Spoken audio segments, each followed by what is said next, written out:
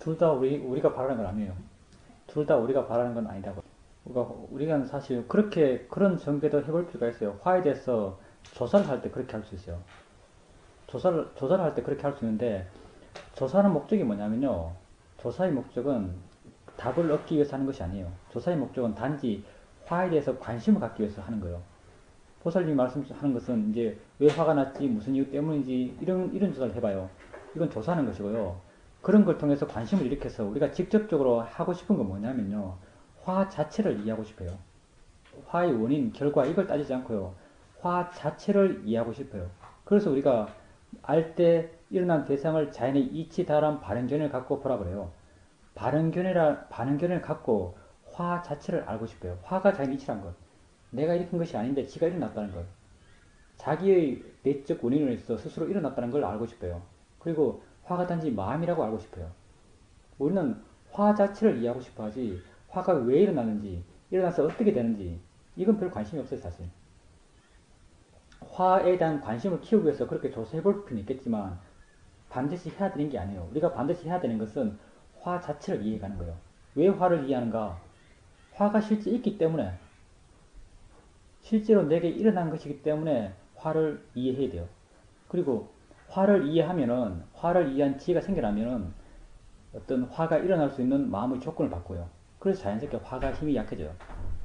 근데 우리는 화가 힘이 약해진다는 데도 관심이 없어요, 사실은.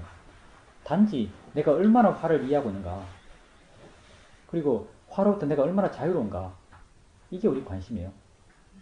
자연의 이치다. 그리고 내게 알아지는 대상이다. 알아지는 거예요. 내가 거기 빠져있는 것이 아니고 이게 내게 알아지는 것이에요. 자연의 이치다라고 우리가 말을 해요. 대상이다라고 이렇게 말을 해요. 대상이다, 자연의 이치다는 것이 화와 화를 알고 있는 마음 사이의 어떤 관계들이에요. 일어난 것을 또 마음이 아는 것이에요. 그 순간 있는 그것 자체를 이해하는 거예요. 우리 수행은. 그리고 화가 단지 화단 것. 그것 또한 이해할 수 있는 내용이에요. 화가 단지 화라는 것. 내 화가 아니라는 것. 다른 것도 다 그래요. 뭐 초조, 불안도 다 마찬가지고, 본다는 것도 마찬가지. 보는 건 단지 보는 것. 듣는다는 것도 마찬가지. 일어나는 모든 것이 단지 그것 자체일 뿐이에요. 그것을 우리는 휴학해서 자연의 이치다라는 말로 표현하고 있습니다. 예, 그렇게 하세요.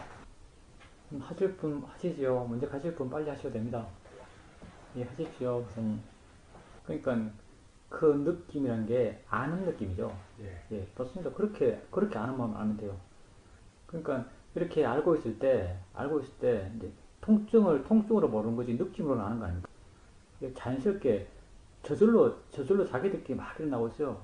그 사람이 관심 갖는 건 안다는 것, 아는 성질, 그것만 알고 있는 것이죠. 근데 그렇게 아실 때, 여기 있다 그랬어. 또 어떤, 어떤 모양으로 느껴진다 그래서 구체적 형태로, 구체적 대상으로 잡으려고 하지 마세요. 구체적 어느 위치, 구체적 어떤 모양, 구체적 무엇으로 마음을 알려고 그러면 마음을 만들어내게 돼요. 있는 것 같이 느껴지는 거예요. 우리가 왜 여기 있는 것 같이 느껴지냐면요. 꼭 가슴 앞쪽에 있는 것 같아요. 왜 여기 있는 것 같이 느껴지냐면, 우리가 항상 뭘 알 때 항상 전방에서 봤기 때문에, 전방에 있는 걸 알기 때문에, 지금 뭘 안다고 하면 여기 놓고 아는 게 익숙해요. 그래서 여기 있는 것처럼 느껴지는 거지, 실제로는 여기 있는 것도 아니에요. 마음은 장수가 없거든요. 근데 단지 여기 있는 것처럼 느껴지는 거기 때문에, 그렇게 느껴지면 그냥 그렇게 아는 것을 느낌을 통해서 느낌처럼 그냥 알고 있다는 걸 알아가면 됩니다. 그렇게 알면 돼요. 이렇게 알고 있으면 내 마음은 전혀 안 움직여요. 난 가만히 있어요. 그러면 대상들은 다 그냥 일어나고 있어요. 대상들이 그 작용, 그 성질대로 자기를 하면서 일어나고 있어요. 난 단지 알고만 있어요. 그럼 자꾸 이렇게 해나가시다 보면 그 어떤 대상과 아는 마음의 관계에 대한 어떤 이해들이 생겨나가요. 그리고 안다는 게 뭔지에 대한 이해도 점점 생겨나갑니다.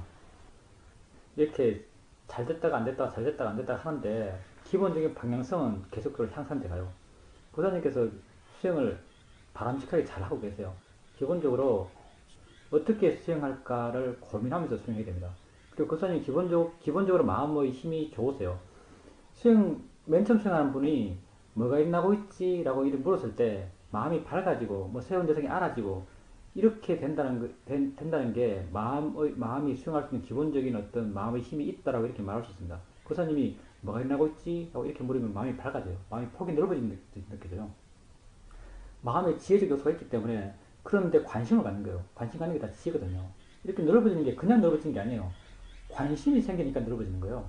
마음이 넓어진 것처럼 느껴지고 마음이 밝아진 듯이 느껴지는 거예요. 관심이 생기기 때문에. 그런 관심은 마음의 지혜적 요소가 있기 때문에 생기는 것이에요. 그렇게 그런 어떤 기본적인 어떤 마음의 힘이 있으면 수행을 바르게 해나면 그렇게 계속 좋아져 가요. 수행이. 그리고 그 통증 문제. 통증은 정말 대상으로 알면 아무것도 아니에요. 설령 아프더라도 아주 덤덤하게 볼 수 있어요. 근데 정말 그사님께서 여기에 대해서 이해가 강해지면요. 이해가 아주 깊어지면 나중에는 괴로운 생각을 하고 있으면 덤덤하게 봐요. 내가 괴롭다고 생각한 생각을 하고 있잖아, 마음이요. 그래도 생각하고 있네 라고 이렇게 덤덤하게 볼 수 있습니다. 그걸. 그리고 듣기 싫은 소리, 보기 싫은 어떤 보이는 것 다 마찬가지예요. 이 원리가 똑같아요. 다 나의 대상들이에요. 대상이라고 이해하면 내 마음이 고통받잖아요. 하나에 대해서 이렇게 깊이 이해하게 되면 다른 것에 대해서 자연스럽게 이 이해가 그대로 적용돼요. 같은 원리예요. 우리에게 일어난 6가지 감각기관에서 일어남의 원리가 다 똑같아요. 그러니까 하나를 이해하면 모두 다를 이해할 수 있어요. 그 가운데 가장 기본적인 게 우리가 아는 것과 알아지는 것, 이걸 이해하고 싶어 하는 거예요. 왜냐하면 언제나 있기 때문에, 없을 때가 없기 때문에. 그래서 아는 마음을 계속적으로 알아가라라고 이렇게 말합니다. 교사님께서 만약 그렇게 아는 마음을 계속적으로 알 수 있다면, 아는가 물어보고 확인하고, 아는가 물어보고 확인하고, 안 물어도 계속 확인되고 이렇게 한다면 그것만 하시면 돼요. 다른 건 별 신경 쓸 필요가 없습니다. 좌선할 때도 그렇게 하시고, 걸을 때도 그걸 하셔야 돼요. 걸을 때도 안다는 걸 알면서 걸으시면 돼요. 그럼 발은 알아서 움직이고, 손도 알아서 움직이고, 소리는 알아서 들리고, 느낌도 알아서 자기가 일어나요. 그렇게 해나가시면 됩니다. 그렇게 해나가시면 또 자연스럽게 그게 뭔지에 대한 이해들, 그리고 그런 이해가 다시 본다는 게 뭔지에 대한 이해, 듣는다는 게 뭔지에 대한 이해, 느낀다는 게 뭔지에 대한 이해를 다 같이 함께 가져옵니다. 그렇게 내 존재, 내 자신에 대한 이해가 점점 깊어져 가는 겁니다. 그리고 그 좋은 것을 바라면서 내가 좀 전에 좋은 수행 상태가 있었고 그 수행 상태를 얻고 싶어 하는 마음으로 수행하면 또 수행이 안 돼요. 그러니까 수행이 얼마나 이 섬세한지를 알 수 있어요. 우리 마음의 조그만 변화에 따라서 수행 상태가 확 바뀌어 나가요. 욕심 있는 마음은 수행할 수 있는 마음의 상태가 못 돼요. 수행 상태가 왜 좋아졌는가? 욕심이 없기 때문에 수행 상태가 좋아진 것이에요. 그러니까 얻고자 하는 마음이 얻지 못하는 원인이 돼요. 얻고자 하지 않는 마음이 얻는 결과를 가져오는 원인이 돼요. 그러니까 수행을 욕심 없이 하는 것이 아주 중요합니다. 그러니까 너무 열심히 하지 마세요. 많은 사람들이 열심히 하면, 중생 열심히 하면 다 욕심이에요. 거의 욕심이에요. 그냥 가볍게 이어질 수 있도록 그렇게 해나가십시오. 그렇게 해나가면 점점 더 많은 것이 알아질 겁니다. 그렇게 해보십시오. 예, 성공하세요. 우선 그런 상황에서 어떻게 해야 되는지를 그 사람이 한 그대로 하면 돼요. 일어나는 것은 조건 속에 일어났어요. 뻐근함이 있으면 그냥 뻐근함을 알면 돼요. 자연의 이치다. 알아진 대상이다. 이렇게 그것을 알고 있으면 돼요. 그게 한 방법이고, 그리고 또 이제 그런 현상이 일어나는 원인은 그 사람이 그 상태에서 수행하려고 하셨어요. 듣고 읽으면서.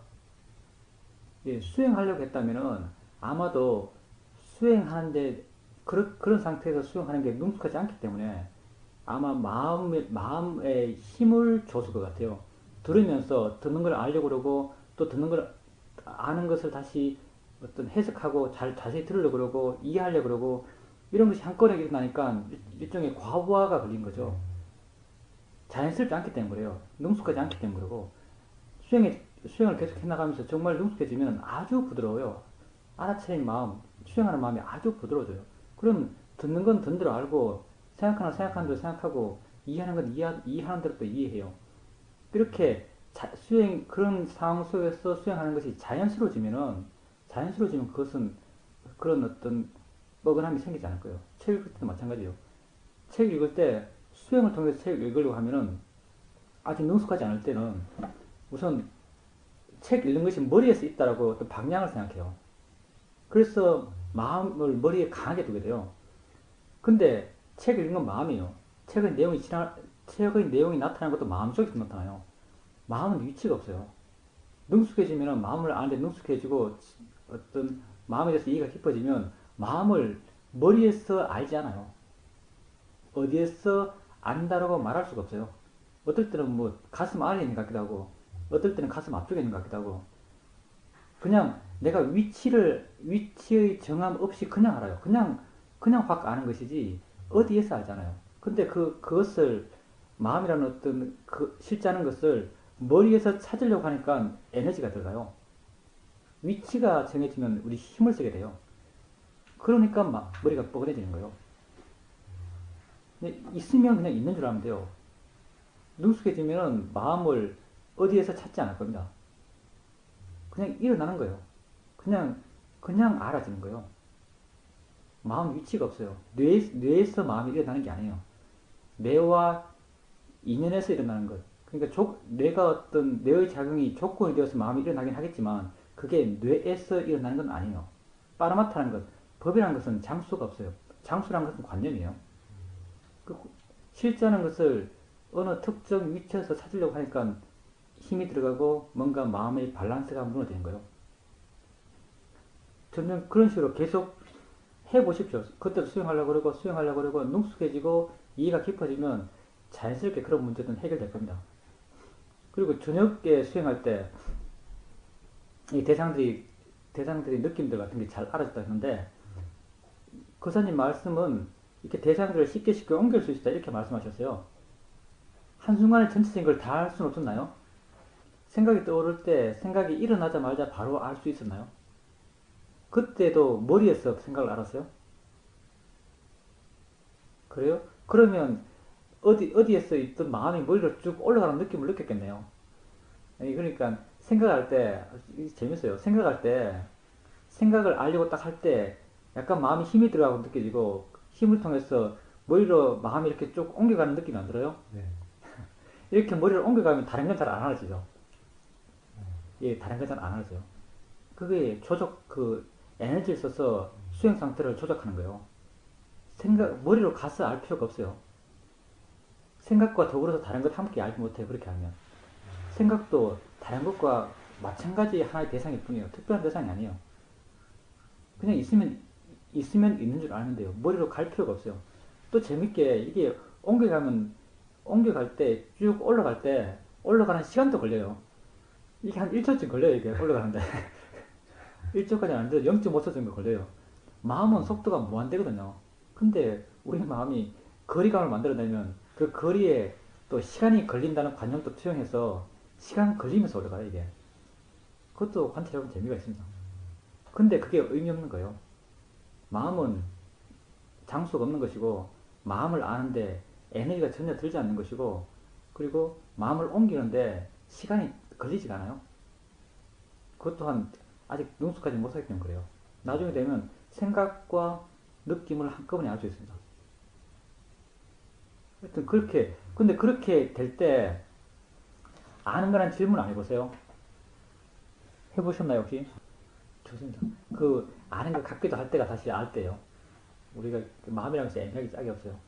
그렇게 아는 것 같으면 좀 자주 물어보세요. 마음을 안다는 게요, 이게 정말 단순하지 않습니다. 법을 아는 것이거든요. 삼바다나 오늘 이야기했지 않습니까? 삼바다는 네 번째 지혜 가운데 그게 세 번째 지혜에 속해요. 경전에서 무수하게 나와요. 있는 것을 있는 것을 아는 지혜. 그거 대단하게 말하거든요, 경전에서요. 있는 것을 있는 것을 아는 지혜. 그게 대단하게 말해요. 아는 마음을 아는 게 바로 그거예요. 있는 것을 있는 것을 아는 지혜. 아는 마음의 작용을 아는 것. 수행 상태 좋을 때 아는가라 물어보면서 가끔 체크해 보십시오. 예, 그렇게 해보십시오.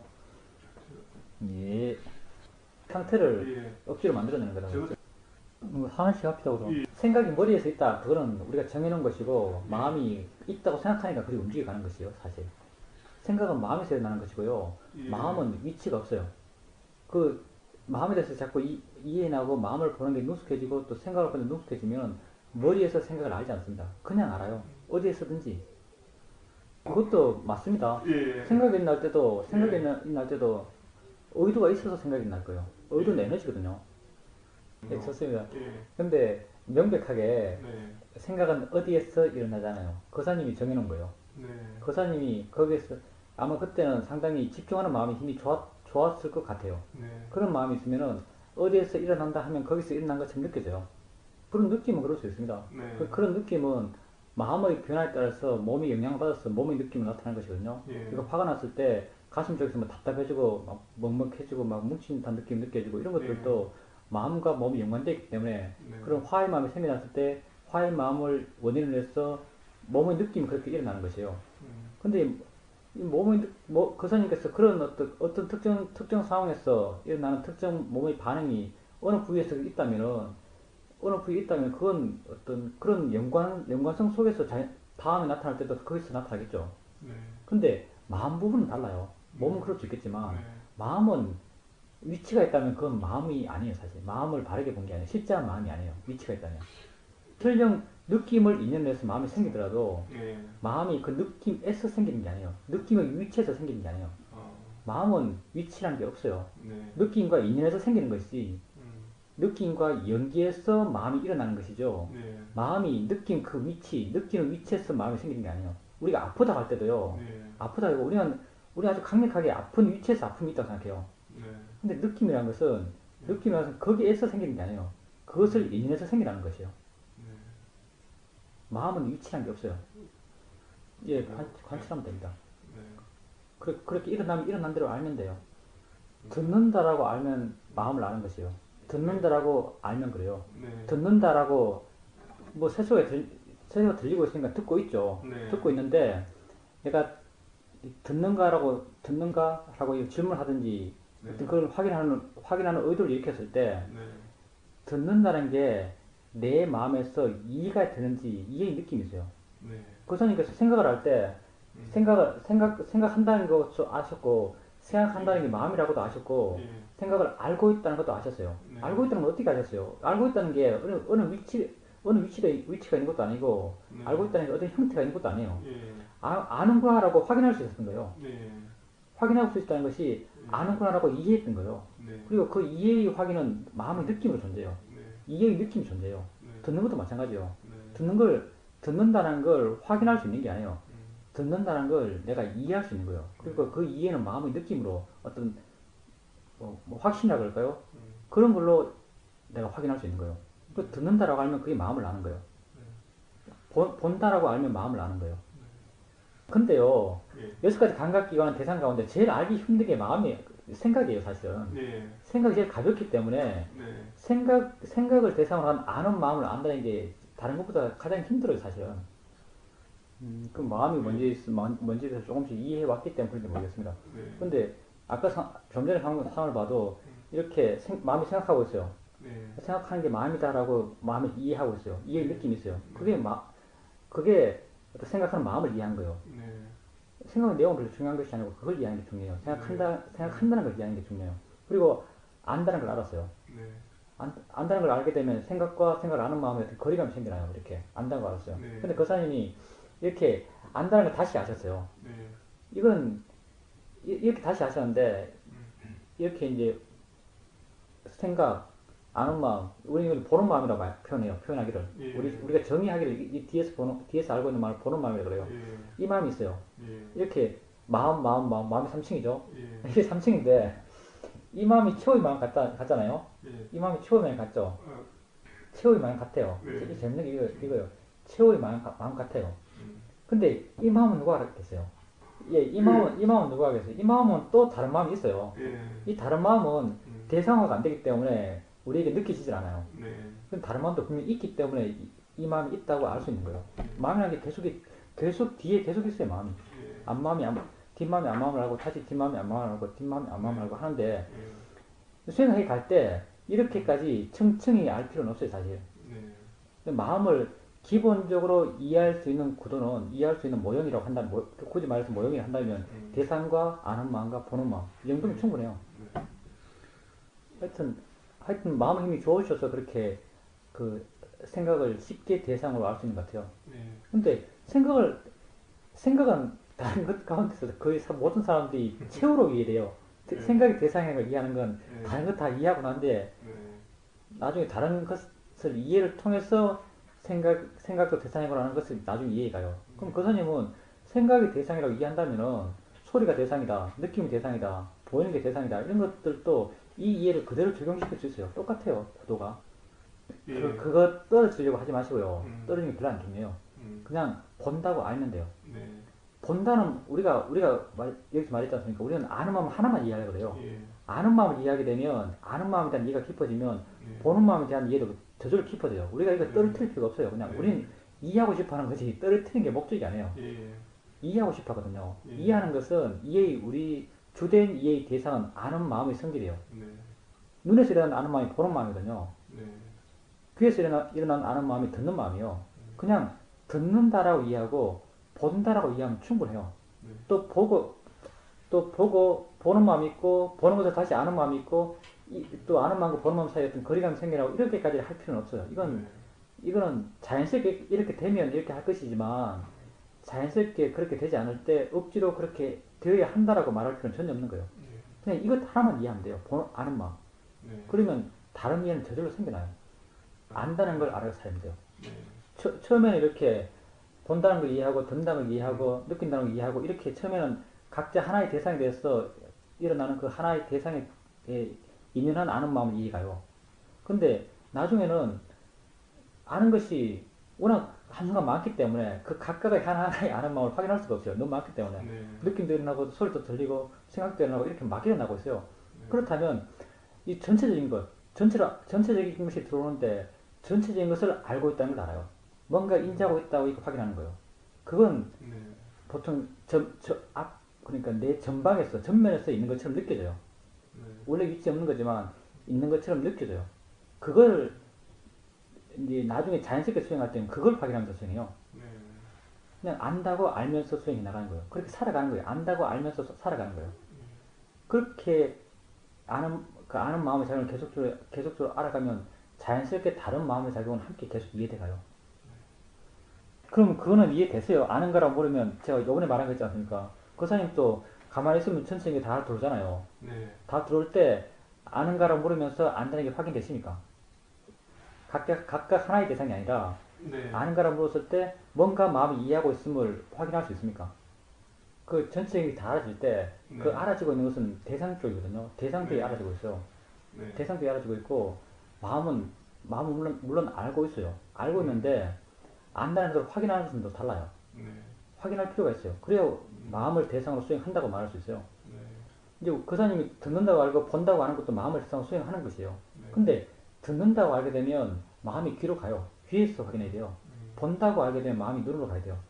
위치가 정해지면 마음이 에너지가 들어요. 그리 가야 되거든요.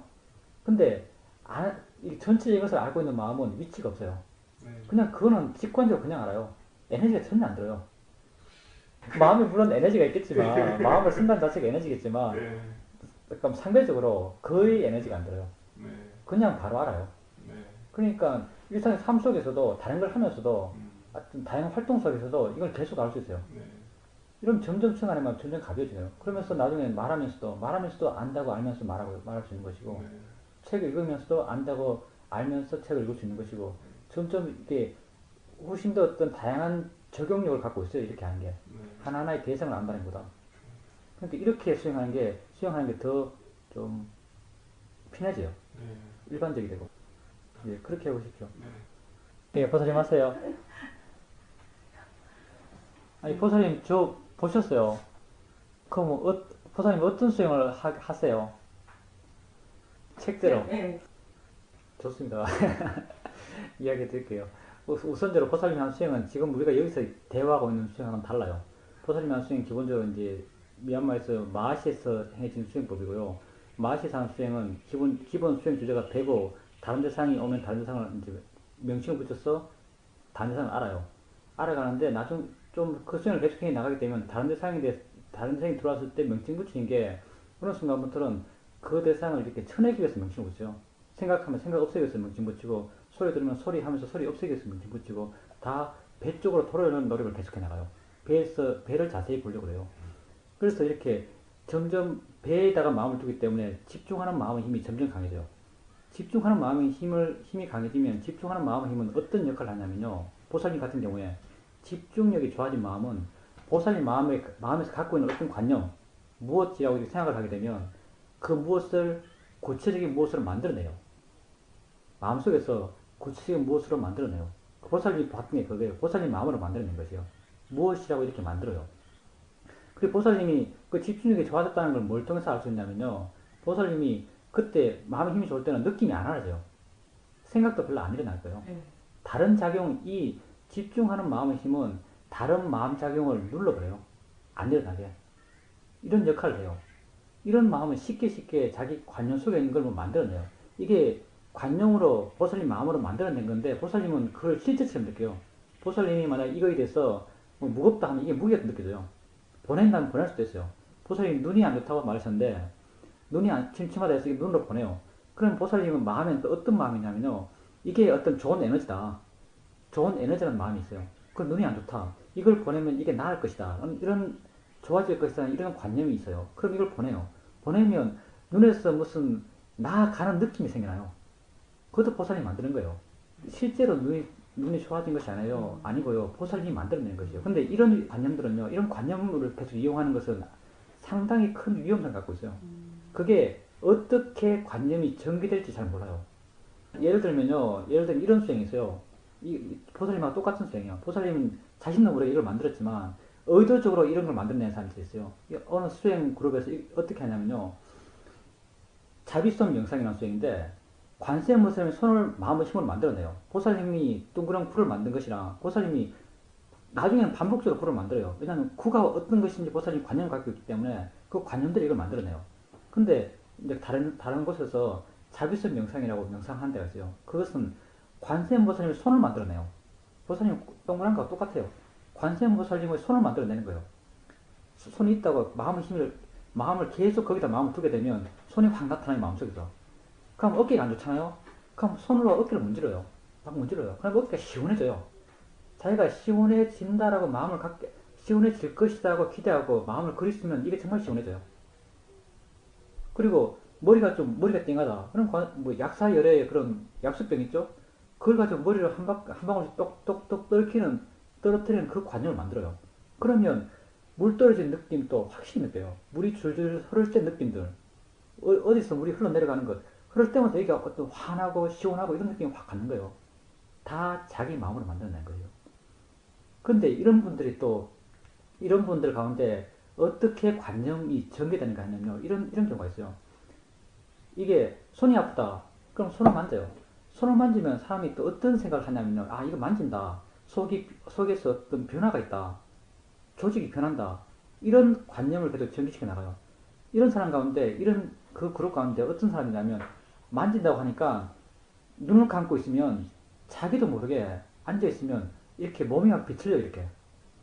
몸속에서 어떤 것이 변한다는 관념이 자기도 모르게 작용하는 거예요. 이게 막 이렇게 움직이고 있어, 혼자서. 자기도 움직이지 몰라요. 우리 마음이 우리가 모르는 영역이 아주 많아요. 그게 자기 혼자서 작용해요. 이 마음이란 게. 그래서 이게 이렇게 문질러 줌으로써 몸속에 어떤 조직의 변화, 좋아져 가는 변화가 있다고 이런 관념을 일으키니까 그 관념 따라서 마음이 이렇게 움직여가는 거예요. 이렇게. 팔을 움직이고 이렇게 해요. 그 사람들은 다른 사람과 함께 자수 못해요. 그러니까 관념을 가지고 어떨 것이라는 기대감을 갖고 다 그게 보살이 욕심이 없다고 하면 그게 다 욕심이거든요. 이게 왜곡된 마음으로 그런 걸 해나가면요. 나중에 그게 어떤 파급 효과를 가져올지 몰라요. 물론 그 자체는 나쁘지 않아요. 왜 나쁘지 않은가? 그 자체는 보살님 마음의 힘으로 만든 것이에요. 다시 말해서 마음의 힘이 세다라고 말할 수 있어요. 그걸 잘 사용하면은 아주 좋게 사용할 수 있어요. 근데 욕심으로 사용하면 마음을 왜곡시켜요. 보살님은 욕심으로 사용하는 거예요. 마음을 왜곡시켜요. 그리고 그게 어떻게 갈지 몰라요. 끝이 없어 사실은. 나쁘게 되려면 끝이 없어요. 마음을 나쁘게 써가는 거거든요. 계속 욕심을 부려가는 것이에요. 그게 끝이 어떻게 날지 몰라요. 그러니까 그렇게는 하지 말라고 말하겠어요. 보살님이 그걸 원하지 않는다라고 말하지만 네. 원하지 않는 마음은 표면이에요. 보살님 마음에는 그걸 원하는 마음이 있어요. 보살님이 설령 그 원하는 마음을 모르더라도 마음은 원해요. 그리고 마음이 원하면은 자연스럽게 마음이 그쪽을 향해 가요. 우리가 하는 수행은 기본적으로 보살님이 하고 있는 수행과 달라요. 우리는 있으면 있는 그대로 아는 것이요. 그런 것이 나타나면 있다고 알면 돼요. 그걸 어떻게 하려고 하지 마세요. 있다고 하세요. 그게 대단한 게 아니에요. 그걸 만들어낸 마음이 대단한 거지 그 자체는 아무것도 아니에요. 마음의 힘이 좀 다 만들어요. 있다라고 알면 돼요. 사라지는 것도 문제가 아니고요. 있다라고 알면 돼요. 마음의 힘이 좋아도 마음에 경향성이 없으면 그런 게 안 생겨요. 보살님은 어떤 경향성이 있는가? 그게 좋은 것이다 라고 하면서 원하는 마음의 경향성이 있기 때문에 그게 만들어진 거예요. 마음의 힘이 아무리 좋아도 그런 편향된 경향성이 없으면 그건 안 만들어져요. 있으면 있다고 하세요. 보살님이 거기에 대해서 의미를 부여하지 않으면 그건 사라져요. 그 수행은 제가 여기서 말하는 수행이 아니에요. 수행 자체는. 드러난 원형의 그것을 말하는 게 아니고요. 보살님이 이제 배를 보고 들어오면 뭐라고 명칭 붙이고 또 다른 게 들어오면 무엇이라고 명칭 붙이고 하는 그 수행은 여기서 하는 수행이 아니라서 내가 그 수행에 대해서는 별 할 말이 없어요. 있으면 그냥 있다고 하세요. 그걸 어떻게 하려고 하지 마세요. 의미를 부여하지 마세요. 의미를 부여하게 되면 계속 나타나요. 욕심이, 마음의 힘이 안 좋은 사람이, 마음의 힘이 약한 사람이 마음의 밸런스가 무너지면 큰 문제가 안 생겨요. 어차피 힘이 약하니까. 근데 마음의 힘이 센 사람이 마음의 밸런스를 잊어버리면 그건 자기에게 아주 큰 피해를 가져와요. 보살님 같은 경우는 수행을 해나가면서 마음의 힘이 좋아진 거예요.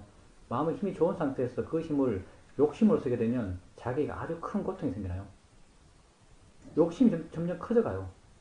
욕심이 커져가면 욕심대로 안 되면 또 화도 커져가요. 마음이 피폐해져가요. 그렇게 되면.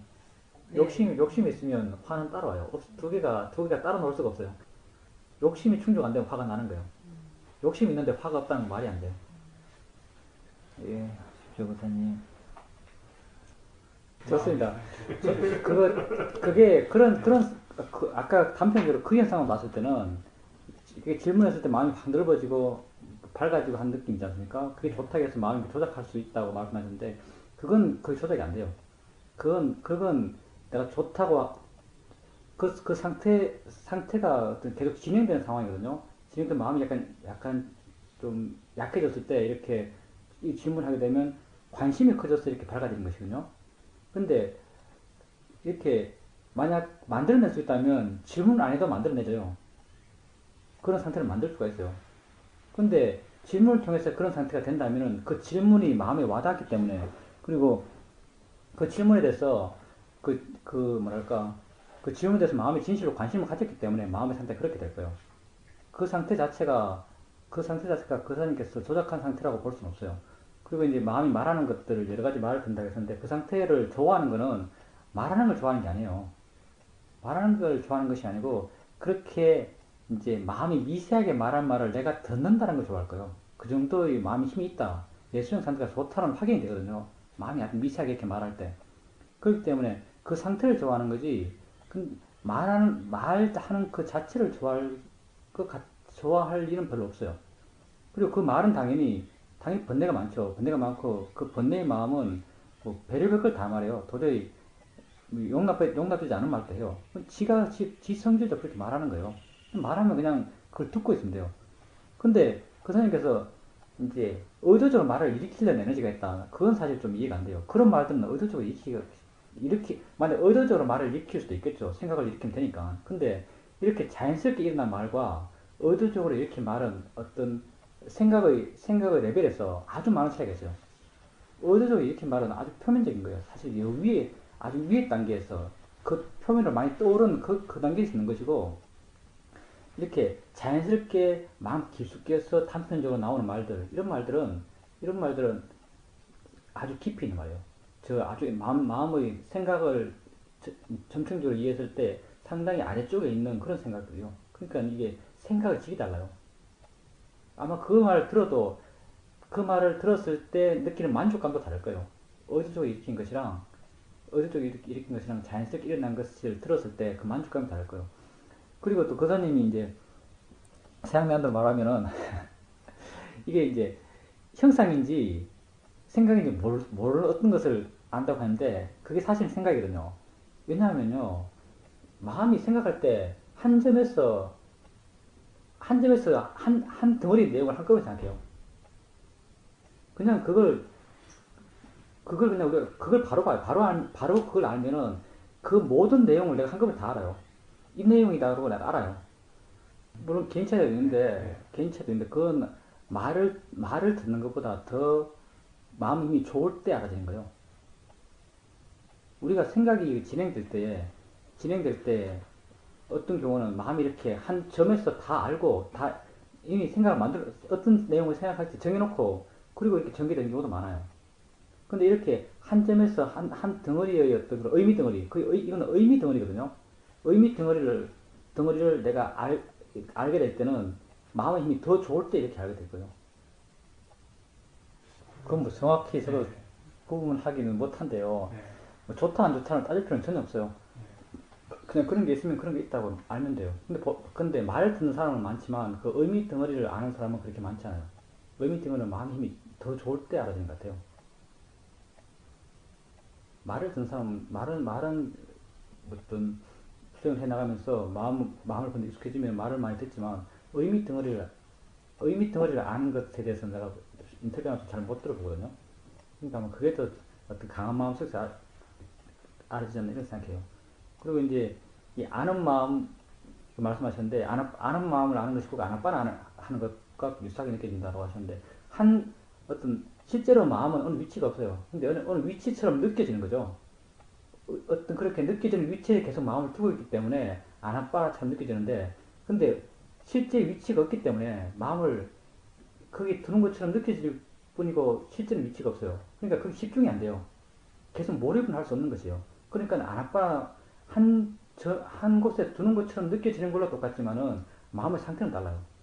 그게 다르고요. 그리고 아는 마음이 중립적이라고 말씀하셨는데 아는 마음은 중립적이에요.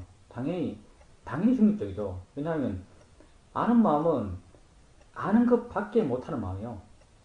좋다 나쁘다 뭐 싫다 원한다 이런 것이 전혀 개입되지 않는 마음이에요. 고유한 자기 성질만 해요. 안다는 성질. 그러니까 아는 마음에 어떤 번뇌니 지인이 하는 것이 전혀 아는 마음에 개입하지 않아요. 아는 자기만 하는 것이죠. 그리고 아는 마음을 통해서 봤을 때 대상들이 좀 더 중립적인 것은 이 또한 당연히 그래요. 왜냐하면 자신이 관심을 갖는 건 아는 마음이에요. 보는 마음에는 번뇌가 있을 수 있어 충분히. 아는 마음을 다른 분들은 아는 마음 보는 마음이 헷갈리지 모르는데 아는 마음을 보고 있어요. 보고 있는 마음은 번뇌가 있을 수 있죠. 근데 알아지는 대상은 한 번에 걸러진 거예요. 아는 마음을 통해서 이렇게 알아지는 거죠. 그러니까 알아지는 각각의 대상에 대해서는 마음이 거의 반응하지 않아요. 알아지는 것들은 지멋대로 알아지고 있는 것이죠. 그건 너무 의도적인 수행인 것 같은 느낌이 들고요. 그 보는 마음에 번뇌가 있다면 그 번뇌를 이해하시려고 하셔야 돼요. 보는 마음이 그러니까 번뇌를 이해하려는 마음이 바른 마음가짐이에요. 그러니까 화가 있지 않습니까? 화가 났다 마음에 화가 있으면 화가 있다라고 알고 이건 자이니치야 내게 알아진 대상이야 이렇게 봤을 때 화를 알고 있는 마음의 견해가 바른 거예요. 그러니까 화를 알고 있는 마음의 견해를 체크하고 물론 그것도 두 개가 같은 말인지 모르겠어요.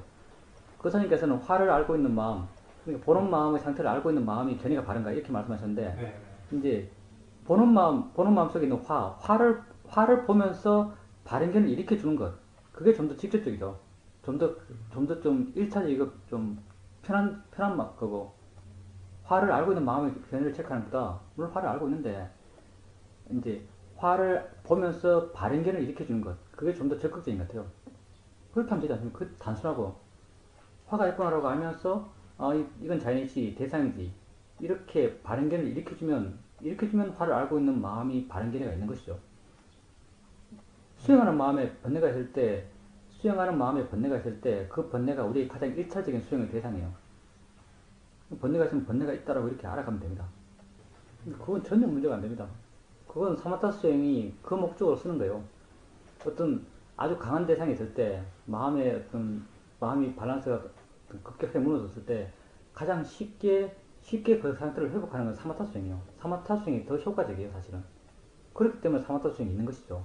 그 사마타 수행을 통해서 마음의 고향을 좀, 고향 힘을 좀 기르고 다시 위파사나 수행하는 것은 아주 정석이라고 할 수 있습니다. 그게 능숙하고 그게 효과가 있으면 그렇게 하세요. 그게 계속 깊어졌을 때 문제가 될 수 있는 것이지, 그런 어떤 그 상태에서 마음을 고요하게 만드는 역할로서 사마타 수행만큼 효과적인 건 없어요.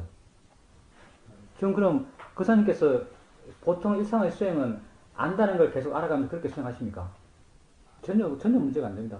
그 사마타 수행이 그 목적으로 있는 것이고, 그걸 유용하게 쓸 수 있다면 유용하게 쓰세요. 수행이 잘 되면 안다는 걸 계속 확인하면서 그렇게 수행하시면 됩니다. 누가 할래요? 몰라 할 때 뭘 안다는 거는 내가 그걸 모르겠어요.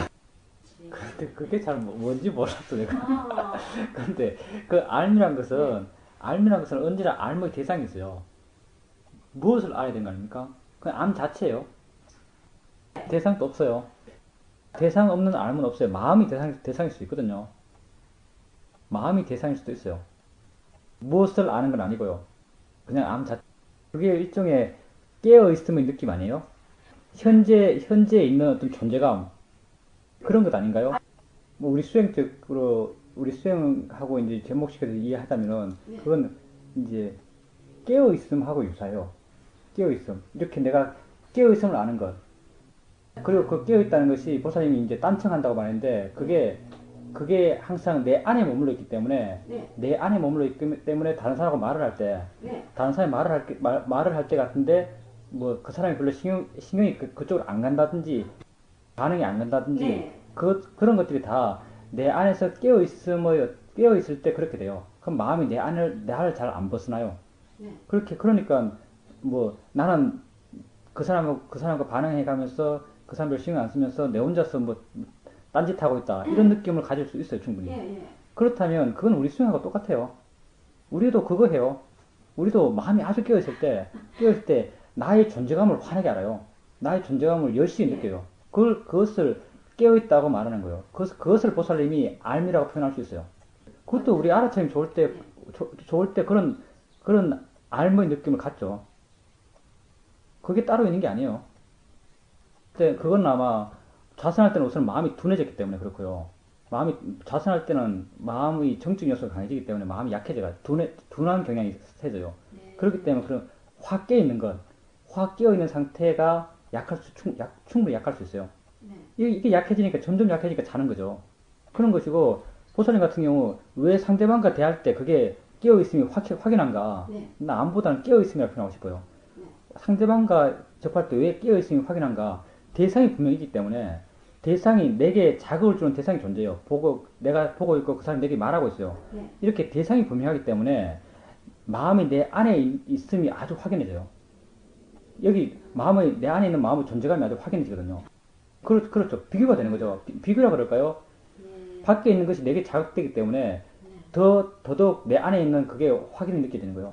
그러면 알미 확인해요. 깨어있음이 확인해요. 그렇기 때문에 그게 아주 확실히 알 수 있는 거죠. 알아지는 거죠. 그게 전혀 다르지 않을 것 같아요. 그대로 하면 되네요. 알미 있음을 알면서 말하고, 알미 있음을 알면서, 알미라고, 그렇게 표현해도 됩니다. 알미 있음. 곧 알미란 것이 깨어있음이에요. 깨어있고, 마음이 내 안에 머물고, 그런 상태에서 말하고 행동하면은, 사띠가 계속 이어져요. 사띠 없을 때가 없어요. 보살님이 수행을 계속 했기 때문에 그런 것 같아요. 마음이 아마 비약적으로 좋아진 것 같아요. 충분히 그럴 수 있습니다. 왜 자괴심이 생기냐면요. 보살님이 암이라고 말했던 그것이 뭐냐면, 보살님이 수행해가면서, 좀 전에 말했지만, 마음이 어느 순간 안다는 게 무엇인지 돼서, 어떤 그래서 비약적으로 마음이 좋아진 것 같아요. 근데 그 상태가 계속 유지되고 있어요, 지금요. 그리고 이래 유지된다는 것이 계속 마음이 자기 자신에 관심이 있어요. 내 속에 계속 알미 끼어 있어요. 계속 알미 끼어 있기 때문에 나는 대상들의 마음이 잘 안 나가요. 항상 여기 머물러 있어요. 대상들이 안 나간다는 게 무슨 말이냐 하면요. 대상들에서 그렇게 자극받지 않아요. 이게 또 무슨 말이냐 하면 대상이 별로 관심이 없어요. 관심이 없을 때요. 내 보살님 왜 자비심이 많냐면 관심이 없을 때요. 이게 냉정한 무관심이 아니에요. 지혜로서 무관심하거든요. 이렇게 지혜로서 무관심하게 되면은 내가 상대방하고 말하고 상대방을 대할 때는 내 판단 기준이 뭐냐면요. 이때 좀 마음이 좋기 때문에 내 판단 기준은 내가 아니에요. 내 판단 기준이 상대예요. 상대가 뭐를 원하지, 내지는 어떻게 하는 게 상대에게 도움이 되지. 이게 판단 기준이에요. 그래서 우리 말과 행동이 상대를 위한 말을 하고 상대를 위한 행동을 해줘요. 그렇게 하는 자신을 보면 내가 정말 이렇게 자비심이 많나? 이런 생각을 충분히 할 수 있어요. 근데 그때 또 보살님 한번 봐보세요. 그때 자비로울 때 다시 한번 봐보세요. 보살님 상대에게 좋은 말 해주고 좋은 행동 해줘요. 상대에게 도움이 되는 말을 해줘요. 근데 보살님은 그렇게 자기가 도움이 되는 말을 해줬을 때 그게 그 말을 통해서 상대가 좋아지든지 좋아지지 않든지 관심이 별로 없어요. 관심이 없어요. 그래서 그걸 자비라 그래요. 그때 보살님은 내가 좋은 일을 해준다는 마음도 별로 없어요. 그냥 상대한테 필요하다고 알기 때문에 해주는 일을 해요. 그러니까 그걸 가지고 이제 그 유형이 완전해진 사람, 그런 자비를 행하는 게 완전해진 사람이 아라한드예요. 그래서 아라한드는 행함만 있는 거예요. 아라한드는 좋은 일 하는 게 없어요. 아라한드는 오직 행함만 있어요. 상대에게 도움이 된다고 알기 때문에 오직 행해줘요. 좋은 일을 한다는 마음이 없기 때문에 단지 행하기 때문에 아라한들의 행은 과보가 안 돼요. 그래서 우리가 해나가는 수행, 우리가 해나가는 길이 중도의 길이고 중도의 길이 곧 평온의 길이에요. 우백가의 길이거든요. 내 안에 머물러 있을 때 우백가예요. 왜냐하면 상대에게 반응하지 않기 때문에. 그리고 내 마음이 평온하고 우백가할 때 내 판단 기준은 상대예요. 이럴 때 정말 진정한 불교의 자비라고 할 수 있어. 사실 불교의 자비는 무자비예요. 별로 상대에 관심이 없어요. 근데 나의 말과 행동은 상대를 위해서요. 그리고 왜 자비로울 수 있는가? 내 판단이 가장 정확해요. 내가 갖고 있는 정보 하에서는 가장 정확한 판단을 해요. 왜냐하면 어떤 편견이 없기 때문에 상황에 대해서도 그 사람에 대해서도 난 편견이 없어요. 왜냐하면 관심이 없으니까. 어떻게 됐든 상관이 없으니까. 편견이 없어요. 무엇이 되면 좋겠다는 욕심도 없어요. 어떻게 되면 안 된다는 화도 없어요. 보살님이 성인이 아니니까 화가 나겠죠. 성인이 아니니까 화가 나겠죠. 계속 그렇게 해보세요. 계속 그렇게 자기 안에 깨어 있으면 살아보세요. 그러면 알아차림은 그냥 저절로 돼요. 알아차림 하려고 할 필요도 없어요. 항상 알아차림 돼요. 알아차림, 깨어있음을 확인하는 것, 우리 아는 마음을 확인하는 것 그렇게 다르잖아요. 그렇게 하면 수행 아주 잘하시는 거예요. 예, 그거 참되라고 생각하지 마시고요. 그것도 마음이에요. 마음의 상태가 아주 환했기 때문에, 밝았기 때문에 참나라고 느낀 것이 참나가 아니에요. 마음의 상태예요. 그리고 당연히 옛날에도 그렇게 했죠. 우리 수행이 다 그렇게 해나가는 과정이에요. 우리 수행이 그거 타기 위해서 하는 것이고요. 다 옛날에 그렇게 해왔어요. 근데 그 힘이 점점 좋아진 것이고, 보살님께서 지금 그 힘이 약간 비약적으로 강해졌기 때문에 그걸 열심히 느끼는 거예요. 보살님이 오랫동안 수행했기 때문에 그런 상태가 된 거예요. 그럼 정말 좋은 사람 됩니다. 예, 자기 자신이 없으면 좋아요. 별로 마음이 아플 일이 없어요. 예, 하십시오. 해보니까 수행 어떠세요? 예, 당연히 그런 질문을 할 만합니다. 근데 그게 그 바라는 마음이 안 좋은 마음이라고 정의하고 있죠? 욕심이니까. 그러니까 수행을 통해서 욕심의 마음이 사라진다 한다고 생각하세요. 물론 우리도 수행을 통해서 욕심의 마음을 사라지게 해요. 사라지게 하는 것이 우리 수행의 어떤 말하자면 목적이라고 할 수도 있을 거예요. 근데 우리 수행의 1차적 목적은 아니에요. 우리 수행의 1차적 목적은 바라는 마음 자체를 이해하는 것이에요. 왜냐하면 바라는 마음을 없앨 수가 없어요. 어떻게 없애겠어요? 바라는 마음을 없애는 단 하나의 방법이 존재해요. 뭐냐면 사마타 수행이에요. 다른 걸 계속 봐버리는 거예요. 다른 생각을 계속 해버리면 여기 대해서 아예 마음에 떠오르지 않기 때문에 그런 마음이 안 일어나요. 이건 대상을 회피하는 거죠. 근데 이렇게 바라보고 있는 다른 게 또 사라지면 또 일어나요. 본질적인 문제의 해결이 아니에요. 대상을 조작해가고 대상을 없애가는 것, 마음을 없애가는 것, 이건 본질적인 해결이 안 돼요. 본질적인 해결은 그걸 이해함을 통해서 해결돼요. 부처님께서 1차적으로 수행을 통해서 해야 될 것은 바라는 마음이 있다고 알고, 그게 자연의 이치라고 알고, 내게 알아진 대상이라고 알고, 이렇게 바라는 마음을 계속적으로 이해해 가면요, 그 이해가 바라는 마음을 줄여요. 이해가 줄이는 거지, 번뇌를 줄이는 것은 지혜지, 지혜가 줄이는 거지, 번뇌를 내가 줄일 수 있는 게 아니에요. 내가 줄일 수 없기 때문에 우리는 그걸 없애려고 하지 않는 거예요. 내가 줄일 수가 없어요. 내가 만약 줄일 수 있다면 우리 도덕적 배우면서 다 좋은 사람 됐어요. 바른 생활 배우면서 다 좋은 사람 됐거든요. 거기 어떻게 해라